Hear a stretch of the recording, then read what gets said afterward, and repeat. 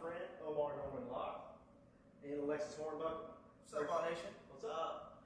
How you doing, brother? How's your trip down? I really can't complain. This has been a good ass trip. I love Fort Lauderdale, excuse my language. Being out here with y'all is just a blessing.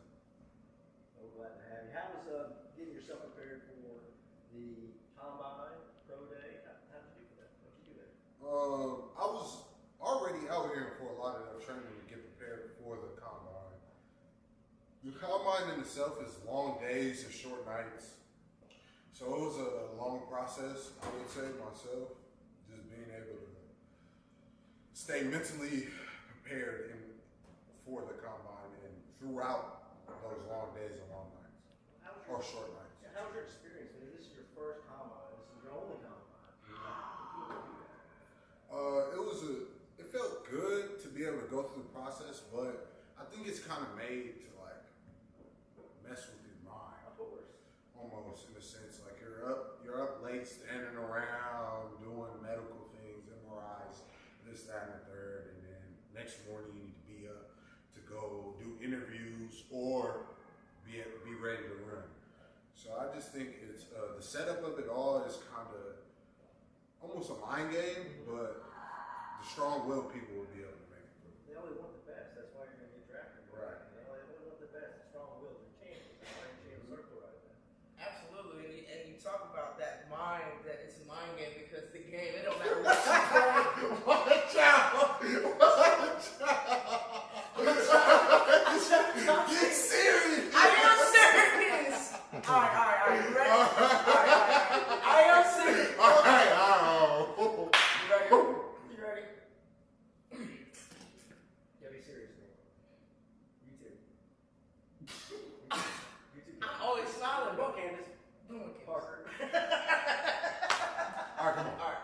So you speak about the mental game, Yeah. so ball to ball, keeping it real. We know that being at our level in the SEC, being a Tennessee ball, but now former pro to about to be pro, right?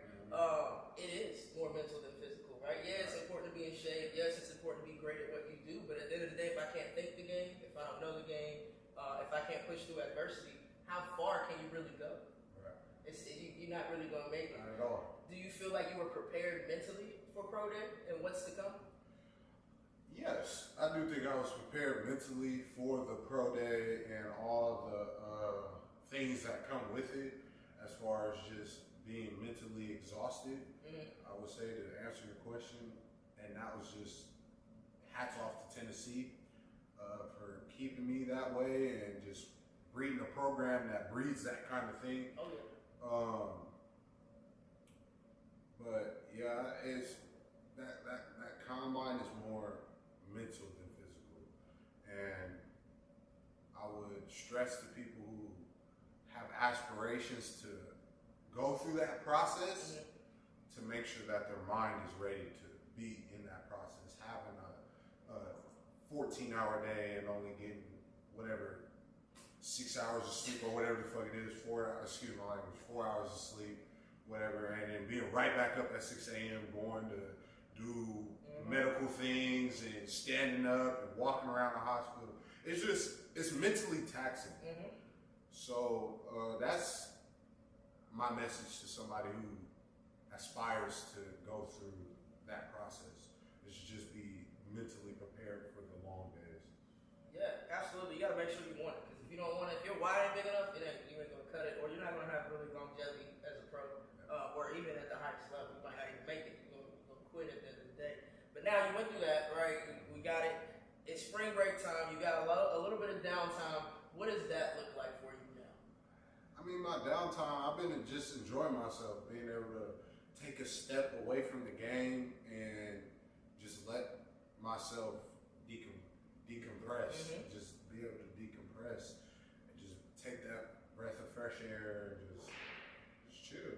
Honestly, I got about a month until I figure out where I'm drafted at. So I'm just taking a couple days. So I had my pro day 2 days ago. Right. Yeah, I'm just taking 2 days to just decompress. Yeah, we're glad you're here with us, man. Let me ask you a question. So, as a young man, when did you realize that football was your passion? What point in your career? Probably my I grew up in high school. Growing up, I didn't think that I could I knew I could play football, of course, but I didn't know that I was gifted in it.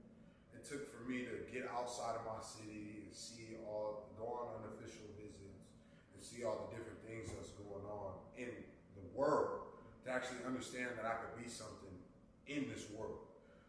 I grew up only understanding my 4-5 blocks, you know what I mean? Like, I didn't know there was more to the world than that. So when I was able to get outside of my reach and see more than my 4 or 5 blocks, I started having the concept of me being able to make it as farther than where I come from. If a mind can believe it, it can achieve, and it's all a moment where you could get past where you were and go to where you are today. Right. Yeah. So what made you choose Tennessee? What made you become involved? All right, so I started at Arizona State, and Arizona State was a party school for what it's known for, and it just wasn't conducive to what I said I wanted to do, and that's to be a professional football player. And then Herm Edwards got fired in 2021, so that was just the cherry on top. I hit the portal, and then Rodney Garner, my position coach, just hit me up, and it was all sold and done. It was either Tennessee or Colorado. And Tennessee took it by a landslide. We're glad you're involved. We're glad Absolutely. you're involved for life. And that's what we're here talking about, talking to champions. That's what Champion Circle is all about. It's all for people to have that mentality to succeed. Right. Yeah, so what else what do you like to do for fun beyond football? What do you like That to you do? can tell the people. What you can I tell me like about to that fish. bacon? I like to fish. I just be chilling. I got a lot of animals. I'm an animal guy. I got a snake, dog, and cat. And outside of that, I just be chilling. Maybe pick up a couple books here and there. But I really like to fish. I'm a fisher. Oh yeah, I can't wait to go tomorrow. We're going deep sea fishing tomorrow. That's your first time. First time deep sea fishing. Well, we will have footage on that tomorrow, guys. We're gonna have a lot of footage. Y'all pray for me. Well, hopefully no one's sick. No, I know. around me. And hope we catch some big fish, a lot of it. I can't wait to have a fish fry. Again, this is our spring break edition of Champ Circle, and we want you to have a good time. Anything else? Is your family? Where are you from originally? I'm from Sacramento, California. I grew up with a financially unstable mother and my little sister. I essentially raised my little sister. My mom always worked. I made sure my little sister was good. That in turn caused me to grow up fast and mature fast. So I think I'm a lot more faster in life than a lot more people my age is. And yeah, I didn't grow up in a good neighborhood or anything like that. I just am a product of my environment, and I'm just blessed to be here, honestly. That's awesome. It really doesn't matter where you come from, it's where you're coming. Right. And you've pulled yourself out of that situation. You have done your family, correct? Mhm. You take care of your little sister, and it's a blessing that God has gifted you with these assets. As well as a great sense of humor, because you're always joking around with us. You're Right. having a blast whenever you're here. So I'm looking forward to seeing what happens with you in the draft, but I'm also looking forward to see what happens to you beyond football in the future. Right. I hope you're super successful, and you're right up there. Sir, He's been up to the farm. He's played with my donkeys.